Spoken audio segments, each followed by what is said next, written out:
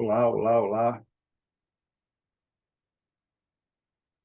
Muito boa tarde. Estamos aqui mais uma vez, nos nossos 40 minutos de fundamento da batalha espiritual. Eu estou aqui ao vivo no meu Instagram, depois eu vou subir o mesmo vídeo no meu canal do YouTube e vamos prosseguir, ok? Aqui no Instagram, convide amigos e vamos gerar um exército na batalha espiritual. Pai, em nome de Jesus, eu invoco o teu nome, clamo a tua presença, peço que o Senhor cubra a minha vida, a vida da minha esposa, do meu filho, de cada irmão, cada irmã, que estarão conosco agora, dentro desses 40 minutos de fundamento para a batalha espiritual. Que o Senhor levante o teu exército, o exército que o Senhor deseja, para uma grande batalha, em nome de Jesus. Amém? Já estou aqui aberto, segundo Crônicas 32, versículos 7 e 8.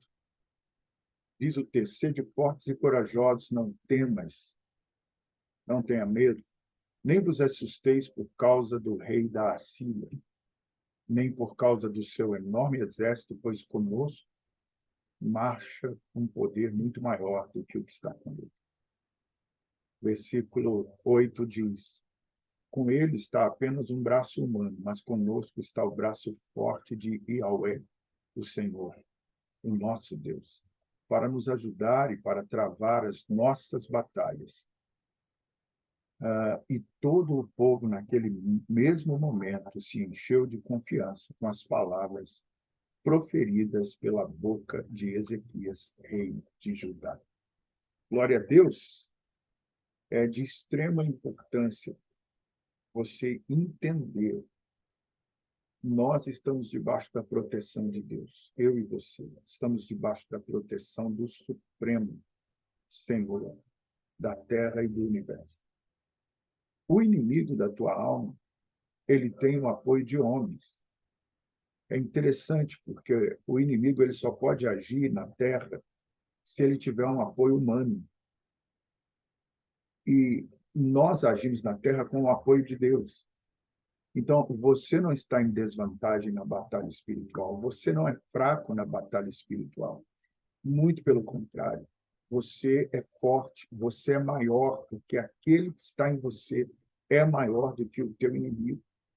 E o rei Ezequias, depois de uma experiência brutal, muito sobrenatural, de posicionamento, de uma reforma íntima, ele conquista essa sabedoria, ele conquista essa autoridade e tranquiliza seu povo, dizendo para o povo: olha, sejam fortes e corajosos, não tenham medo, nem vos assusteis por causa do rei da Síria. O rei da Síria aqui representa o inimigo da tua alma. Aquele representa Satanás. Então, não tenha medo, mas cumpra os princípios. O rei Ezequias teve que fazer uma reforma íntima. Qual foi a primeira reforma? Ele derrubou altares pagãos. Ele quebrou os altares que o povo cultivava, que o povo adorava a deuses pagãos. Ele desfez a idolatria, ele desfez o paganismo religioso no meio do seu povo e elegeu ao Senhor como o único Deus. Segunda coisa que ele fez, ele restaurou a adoração a Deus, o único e poderoso Deus. Uma vida de adoração é um fator preponderante. Uma vida de adoração a Deus é um fator preponderante para trazer vitória sobre as ciladas do diabo contra a tua vida. Então, você tem uma vida de adoração, e vamos entender o que é adoração, partindo do princípio de Abraão. Abraão, o Senhor pede a Abraão aquilo que de maior valor ele tinha, que era o que ele esperava há 100 anos, quase, que era o filho. Quase 100 anos de vida ele esperando um filho. Deus dá o filho Isaque a Abraão. E logo em seguida, quando o rapaz já é um mancebo, né? Então ele está ali entre a idade tenra de 20, 21, 23 anos de idade, o Senhor pede o sacrifício de Isaque a Abraão. E Abraão prepara tudo para subir com Isaque para o monte para sacrificar. Só que uma palavra interessante sai da boca de Isaque. Ele vira para os servos, os escravos que o acompanhavam, e diz para eles: fiquem aqui, eu e o menino vamos subir e vamos adorar a Deus, depois iremos voltar. Qual a palavra-chave? Adorar. E o que Abraão iria fazer? Ele iria sacrificar teu filho ao Senhor. Aquilo que de maior valor. A adoração, as pessoas confundem com cantar músicas. Adoração, bom, o que acontece através da música que se canta é fruto de uma vida de adoração. Deus pode visitar pessoas através da música que você canta. Se você tem uma vida de obediência e adoração a Deus, que adorar a Deus é obedecer a tudo que ele determina. Então, Deus determinou: sacrifica teu filho. E Abraão obedeceu, falou: eu vou adorar. Adorar é obedecer ao que Deus determina. Se eu não estou tendo uma vida de obediência a qualquer determinação de Deus, eu não sou um adorador. Eu posso ser adorador da minha própria vontade, da minha carne, ser um exclusivista, um egocentrista, pensar só em mim. Mas quando eu sou adorador, eu tiro de mim, eu me esvazio dos meus desejos, das minhas vontades. O adorador, ele é dizimista, ele é ofertante, ele é uma coluna financeira da obra de Deus. O adorador, ele tem prazer em se lançar em sacrifício no altar com coisas que lhe têm valor. Hoje em dia, muito dificilmente, você vê um crente entregando carro no altar, aparelhos, celular no altar, porque essas coisas têm muito valor para a pessoa. Há um apego muito grande. São objetos de idolatria. Mas as pessoas se esquecem de quando eu entrego o objeto da minha adoração, eu recebo de volta. E eu recebo de volta numa linha sobrenatural, a 30, a 60 e a 100 por 1. A fé dos crentes está muito branda, ao passo que nós temos seres humanos nos dias de hoje que entregam seus filhos em sacrifício a Satanás, sacrifício de oferta, entregam casas, entregam carros, entregam empresas, entregam o próprio sangue, a própria alma, e nós não temos fé, liberdade de fé para fazer um sacrifício financeiro, entregar um celular. Então, fica difícil de ter autoridade no mundo espiritual na hora da batalha por meio da adoração. Essa envergadura de autoridade é extremamente importante. Jesus Cristo disse: é necessário que, para tomar os despojos do valente, antes amarre o valente. Só que as pessoas estudam pouco, pesquisam pouco, que vem a ser isso. Eu vou tomar aquele bairro, eu vou tomar aquela cidade, eu vou amarrar o principado da cidade e então eu vou recuperar meu casamento, vou recuperar minha família, eu vou amarrar o diabo aqui em oração, ele vai ter que soltar. Deixa eu te fazer uma pergunta. Você sabe o que o diabo recebeu para destruir o teu casamento? Você sabe o que o diabo recebeu para fechar a porta da tua igreja? Você sabe o que o diabo recebeu para fechar a tua célula, o teu culto no lar? Sabe o que o diabo recebeu para causar frieza espiritual em você, colocar você em adultério, colocar você em estado de loucura mental, debilidade mental? Você sabe quanto foi pago em dinheiro Você sabe o que foi oferecido ali de oferendas para que essa magia te alcançasse? O que Jesus está dizendo é que ninguém toma os despojos do valente sem antes amarrá-lo.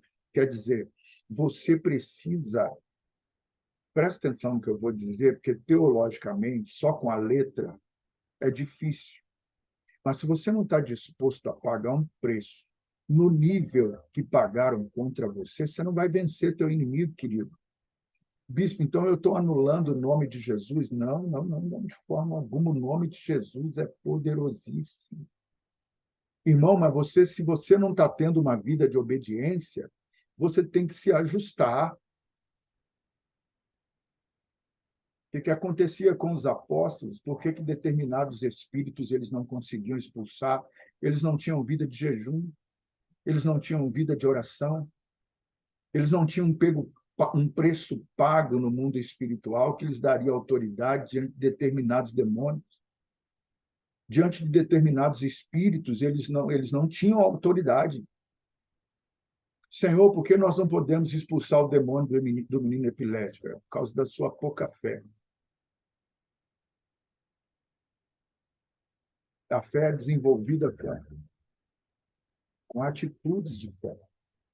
Os crentes hoje não têm tempo para oração, não jejuam, não leem a Bíblia, não sacrificam no altar e querem ter autoridade espiritual. Autoridade espiritual só tem adorador que conhece princípios. Ainda que eu seja um adorador, a minha autoridade consiste em estar sujeito a outra autoridade. Os crentes hoje são independentes. Não vai sobreviver na batalha espiritual. O rei Josafá ouviu um profeta, o rei Ezequias. Ele ouviu um profeta e ele se submeteu à direção de um profeta. Derrubou os postes ídolos, restaurou a adoração e, terceiro lugar, ele fechou as fontes de água que tinham ao redor da sua cidade, do seu palácio, que poderiam alimentar seus inimigos. Literalmente, ele fechou as brechas que existiam na vida dele. Isso é um princípio para a batalha espiritual. Derrubar os altares da idolatria, fazer uma reforma íntima, restaurar a adoração, volte a ser dizimista, volte a ser uma coluna financeira, se sacrifique no altar, santifica teu corpo da corrupção do pecado, santifica a tua alma dos teus sentimentos, das tuas mazelas, santifica o teu espírito, tenha relacionamento com o Espírito Santo, isso te dá envergadura moral de autoridade espiritual. Se submeta a uma paternidade espiritual. Se submeta a alguém que cuide de você, que te corrija e te impulsione aí.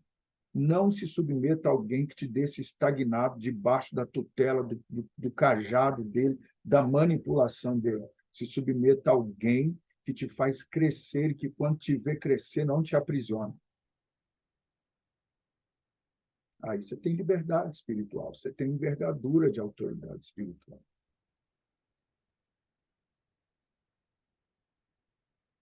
Está me entendendo? Aqui no Instagram, aqui no canal do YouTube, que daqui a pouco eu vou subir esse vídeo também.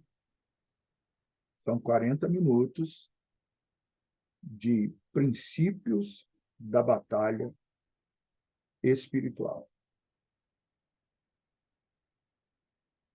Preciso fechar as brechas, eu preciso fechar as fontes.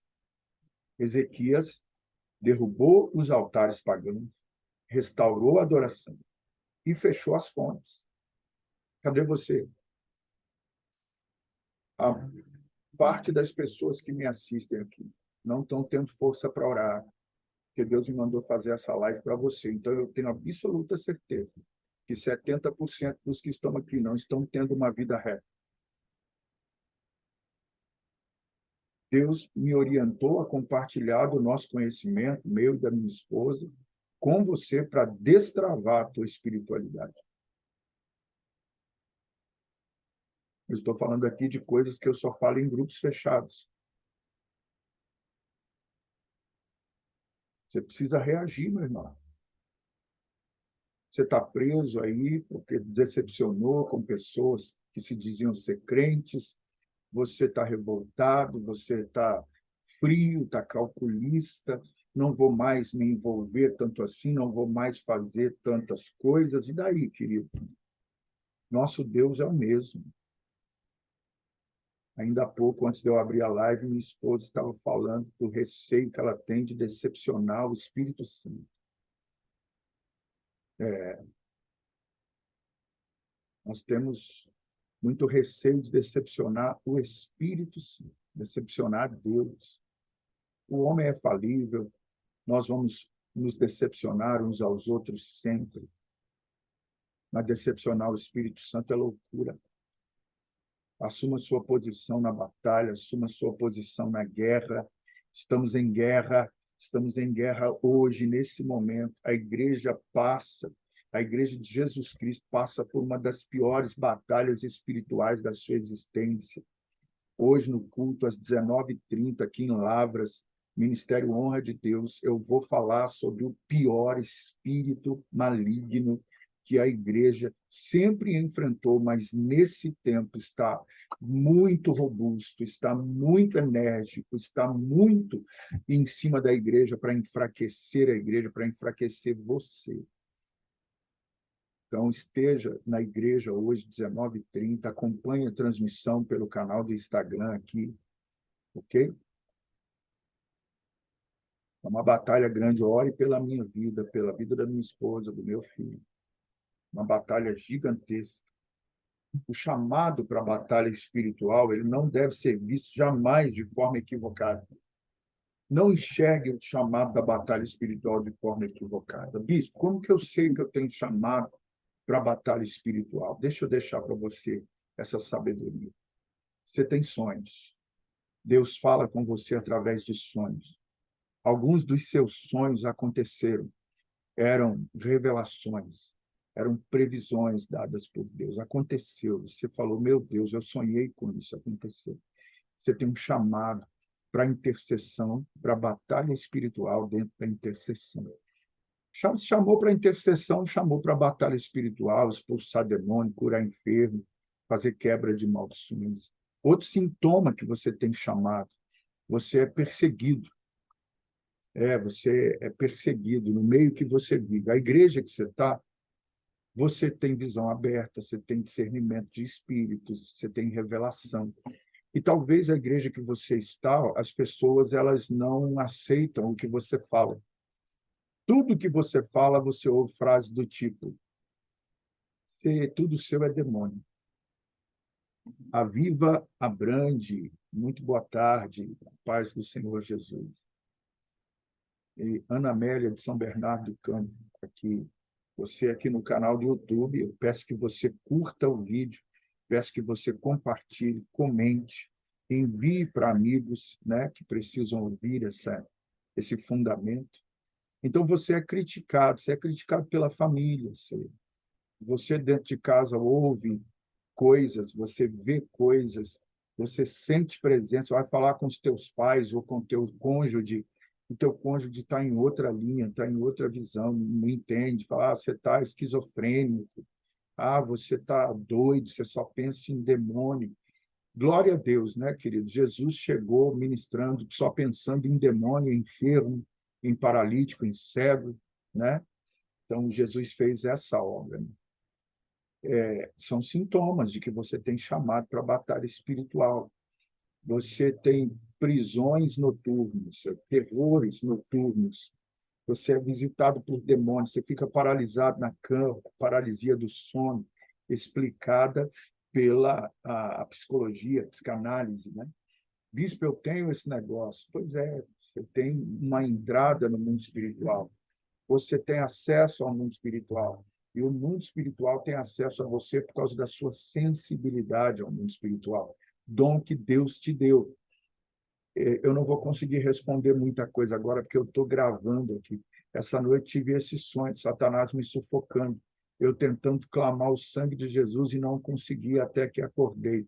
Você fica sem fala na paralisia dos sonhos, você tem que falar com a mente. Você nunca consegue falar, abrir a boca na paralisia do sono. É uma batalha espiritual com respeito à ciência, mas a paralisia do sono é, acima de qualquer outra coisa, uma batalha espiritual. Demônios vêm para tocar no teu corpo, fazer sexo com você. Eu vivia isso. Até a minha adolescência, demônios vinham tocar em mim. Cubos e íncubos é o nome científico. Eu conheço como pombagira e tranca-rua. Ok? E é isso. Edilane, boa tarde, bispo. O senhor é bênção demais. Eu aprendi muito com o seu curso e ministrações da palavra. Um beijo para a bispa. Aleluia. Obrigado, querido irmão. Então, nós estamos aqui tentando levar conhecimento para as pessoas, tentando levar sabedoria que o Senhor nos concedeu para as pessoas. E mais um sinal de que você tem chamado para intercessão, para batalha espiritual, além de sonhos, além de paralisia do sono, é você estar sensível ao ambiente que você está. Determinado ambiente que você está, ou você sente a luz, ou você sente as trevas. Se tiver um espírito de morte, você sente calafrio no corpo, você começa a sentir frio, você sente cheiro daquela rosa, dama da noite, né? Você sente cheiro de cachimbo, presença. Dama da noite é pombagira, cheiro de álcool, pode ser o Zé Pilintra, algum tranca-rua, né? Essas coisas assim. Então, se você sente pelo olfato, pelos sentidos, é chamado para a batalha espiritual. Você não está louco, né, não significa que você está endemoniado, mas é a habilidade espiritual que o Senhor te deu e você pode fazer bom uso dessa habilidade espiritual. Amém, queridos? E não haja com displicência sobre a questão do chamado para a batalha, ok? Alguns princípios, né, sobre a origem da batalha espiritual, não vamos ser repetitivos, mas Isaías, capítulo 14, quem vai me ver pelo canal do YouTube vai ver na telinha a referência, capítulo 14, dos versículos 12 ao 17, é uma profecia de Isaías, né, revelação brutal. Como foi que caíste dos céus, ó estrela da manhã, filho da alvorada? Como foste atirado à terra, tu que derrubavas todas as nações? Afinal, tu costumavas declarar em teu coração: hei de subir até os céus, erguerei o meu trono acima das estrelas de Deus. Eu me estabelecerei na montanha da Assembleia, no monte mais elevado de Zafon, o alto do norte, o Monte Santo.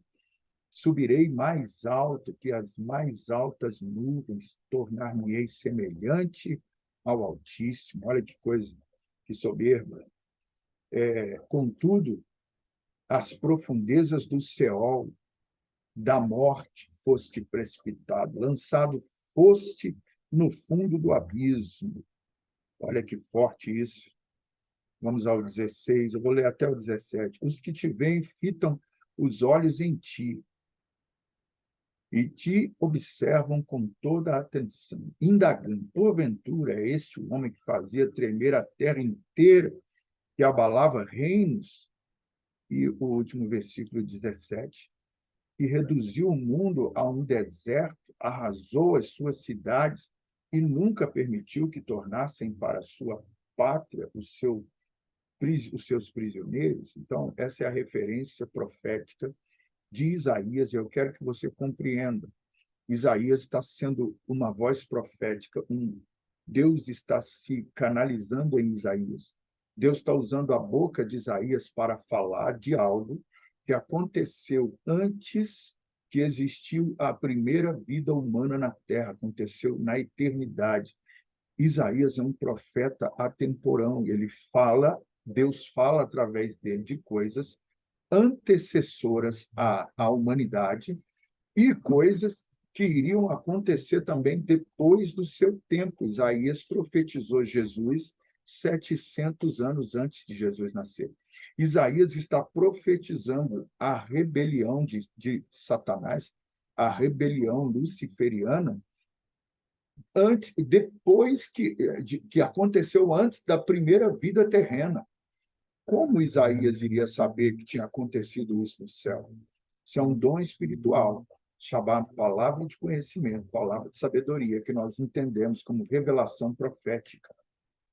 É uma profecia da parte de Deus, através da boca de Isaías, sobre a rebelião de Satanás. Só isso já é algo que nos faz dar crédito ao que está sendo dito. Porque, irmão, há que se respeitar um livro aonde Deus usa um homem para falar de algo que aconteceu. Hoje é difícil estabelecer um padrão sobre a quantidade de anos. Nós estamos no ano 5.500 e alguma coisa dentro do calendário judaico. No calendário gregoriano, do Papa Gregório, que é o que nós usamos, estamos no ano 2023. Então, pela história do povo hebreu, porque a Bíblia conta a história do povo hebreu, ela não conta a história dos outros povos que viveram na face da terra antes do povo hebreu. Conta só a história do povo hebreu. Essa história está no ano 5.500 e alguma coisa. Mas, hoje, a ciência já caiu por terra com a quantidade de anos da existência do planeta Terra. Então, nós estamos vendo Isaías profetizar algo que pode estar bilhões e bilhões de anos antes de Isaías. E Deus usa Isaías para trazer a revelação de que aconteceu há bilhões e bilhões de anos antes que havia existência da vida humana na Terra. Tem que se dar crédito às escrituras bíblicas. A Bíblia que você tem, que está na página amarela, no Salmo 91, na estante, no rack do lado da sua cama, ou no Salmo 23, ela tem que ser lida, ela tem que ser analisada de manhã, de tarde e de noite. É um livro tremendamente espiritual. A Bíblia não é um livro de historinhas desconectas. Ela é um livro de estrutura espiritual. Ela traz a trindade divina e ela traz Satanás dentro dela. Isso não pode ser menosprezado. Amém? Então, nós estamos lendo aqui o livro que revela a rebelião que ocorreu antes da existência de vida humana na Terra. E nós temos também o profeta Ezequiel, que vem também através de uma voz de revelação profética, anunciando de que forma Deus escolheu para combater Satanás na terra. E eu quero ler com você Ezequiel 28. Deixa eu pegar aqui o texto. Volto a dizer, quem vai me acompanhar esse vídeo pelo canal do YouTube vai acompanhar as referências bíblicas. Você que está no canal do Instagram, eu espero que você pesquise, mas leia, né? É bom ser um bom bereano. Eu estou te dando a referência, então vá atrás e leia.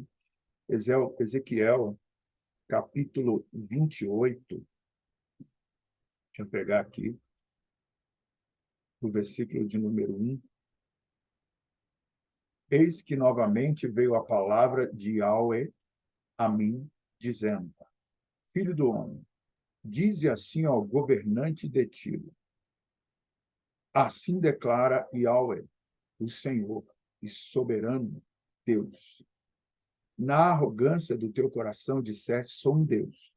Eu me assento no trono dos deuses, no coração dos mares. Ora, mas tu és apenas um ser humano. Certamente não és divino, ainda que se considere tão sábio quanto Deus. Eu gostaria de continuar lendo. Se você desejar ler, você vai ler até o versículo 11, né? Do versículo 1 até o versículo 11. Porque depois a gente muda a história, porque aí Deus passa a falar com outro ser. Agora, Deus está falando com um governante, é um rei, é um faraó, é um político, o rei de Tiro, porque havia na mente dos governantes, tipo o rei Artaxerxes, é quem eu quero dar o exemplo aqui agora, que eles eram deuses. E eu te explico por que eles eram deuses, e até hoje existe esse costume de um ser humano se achar um Deus por causa do nível de aliança com as trevas que ele tem. No filme 300, você vai conhecer o rei bíblico Artaxerxes, ou o rei Xerxes. É um rei bíblico. EG, querida, que bênção que você está aí. É o rei Xerxes. Se você assistiu o filme 300, e eu quero salientar aqui, nenhum dos artistas tem a ver com o que eu vou dizer, também eles estão ali exercendo sua arte, interpretando personagens históricos. Então, não estou dizendo que os artistas têm a ver com o que eu vou dizer. Mas você vê que um personagem representado até por um ator brasileiro, ele é levado por um sábio guru, um sacerdote, um bruxo, a uma gruta, e ali ele faz uma cerimônia de iniciação. Ele vai para... ele é submetido. Primeiro, o sacerdote faz ali uma espécie de invocação de uma entidade muito poderosa, que para incorporar na mente de um rei, de um governante, de um presidente, tem que ser um príncipe regional, ok? Príncipe que governe um continente. A América do Sul é um continente. O Brasil é uma nação poderosa. Então, tem que ser um príncipe de uma envergadura espiritual grande. Então, o guru faz ali a espécie de oferenda, depois você pesquisa o filme, invoca a entidade e prepara aquele jovem, que até então era franzino, magrinho, tinha cabelo no corpo, tinha uma fala fina, raquítica, e ele é submergido nas águas, elevado ao nível mais forte de quase morte, que é a apneia. E naquela crise de apneia, o rapaz acontece que nessa nível alto da apneia, nós somos tricotômicos, né? Temos corpo, alma e espírito. A alma e o espírito começam a se desprender do corpo. E aqui, na alma, a entidade que é invocada vem e se encaixa. No espírito, não. Porque o espírito vem de Deus. Demônios se alojam em outra coisa espiritual chamada psique, alma. O espírito não. O espírito é reservado para o espírito do Senhor. Mas enquanto a alma não for vivificada, restaurada, enquanto essa alma não reconhece a Cristo, ela está sujeita a qualquer outro espírito, e ele se aloja na alma. Emoções, sentimentos, lembranças, pactos, alianças, desejos, vontades. Okay? Então, essa entidade vem aqui. Ela assume o caráter psíquico, ela assume o córtex mental, ela assume o inconsciente, ela assume o alter ego, ela assume. E ela impregna, ministra a sua personalidade naquela pessoa. E aí sai das águas um ser humano completamente diferente do que entrou. Ele agora é forte, a fala dele é impostada, é uma fala grossa, um homem dotado de muito conhecimento, muita sabedoria e poderes sobrenaturais. É assim que funciona. Outro filme que retrata é o meu amado Black Panther. Amo demais, amo de paixão. Já assisti algumas X vezes.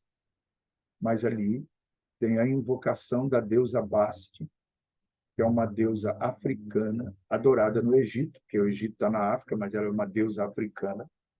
E essa deusa Basti, ela foi apresentada para o mundo inteiro através do filme Black Panther. Ela é adorada na África. E ali tem um ritual também, a pessoa toma um chá alucinógeno é moda hoje, qualquer entidade cósmica pode entrar no corpo de alguém. Ei, Rita, tudo bem? Boa tarde, paz. Pode entrar no corpo de alguém por causa de uma abertura dos chakras, uma abertura do terceiro olho, uma abertura da glândula pituitária, da glândula pineal, sob influência de um chá alucinógeno. A pessoa entra em um transe e se abre para o mundo espiritual. Pode ter reações das mais variadas, inclusive de morte, de loucura, né? Pode trazer um bem-estar também, depende muito do organismo de cada pessoa, mas não é aconselhável, de forma alguma, mexer no mundo espiritual através de coisas alucinógenas.